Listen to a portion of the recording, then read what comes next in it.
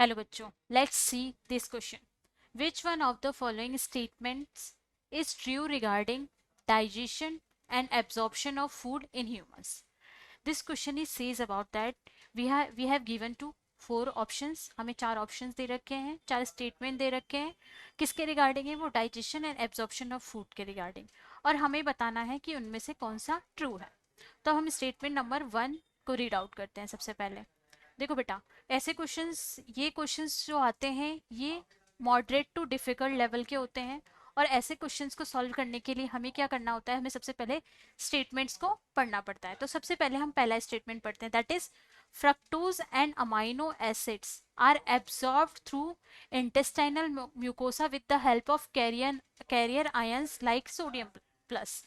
तो अगर हम देखें फर्स्ट स्टेटमेंट, अगर हम फर्स्ट स्टेटमेंट की बात करें डाइजेशन एंड एब्जॉर्प्शन के बारे में, तो फ्रक्टोज, फ्रक्टोज क्या है?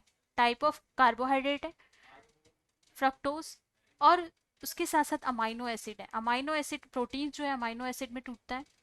तो ये सारी चीजें एब्जॉर्व किसके थ्रू होती है? इंटेस्टाइनल म्यूकोसा के थ्रू ही ये एब्जॉर्व होती है. और इंटेस्टाइनल म्यूकोसा के थ्रू ये क्या होती है? एब्जॉर्व होती है. और इसमें कौन हेल्प करता है? इसमें सोडियम प्लस आयन हेल्प करते हैं. तो ये स्टेटमेंट तो हमारा बिल्कुल सही है. अगर हम डाइजेशन एंड एब्जॉर्प्शन के रिगार्डिंग बात करें तो हमारा पहला स्टेटमेंट क्या हो जाता है? बिल्कुल करेक्ट हो जाता है. तो ये हमारा आंसर हो सकता है. नेक्स्ट हम नेक्स्ट स्टेटमेंट को पढ़ते हैं. Next statement is chylomicrons are small lipoprotein particles that are transported from intestine into blood capillaries.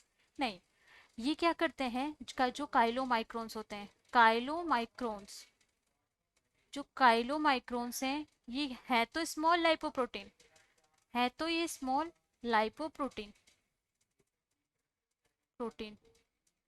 और ये क्या करते हैं? ये ट्रांस लाइपोप्रोटीन पार्टिकल होते हैं जो ट्रांसपोर्ट करते हैं, that are transported from intestine to, ये क्या होते हैं? Intestine to other organ of the body. और यहाँ पे ब्लड कैपिलरीज लिखा है, organ of the body.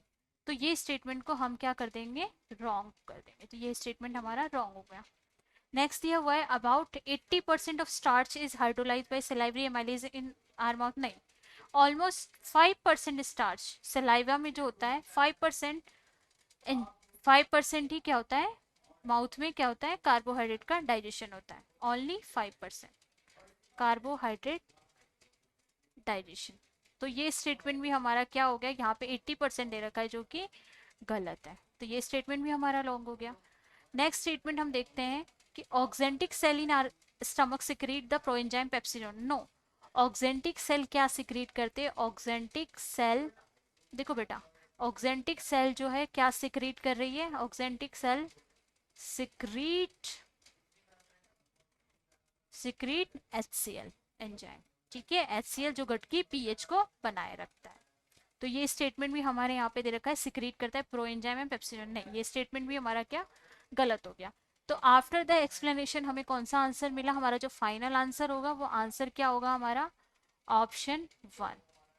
Option 1, that is fructose and amino acid are absorb through option 1 या option A, that is fructose and amino acid are absorbed through intestinal mucosa with the help of carrier ions like sodium plus.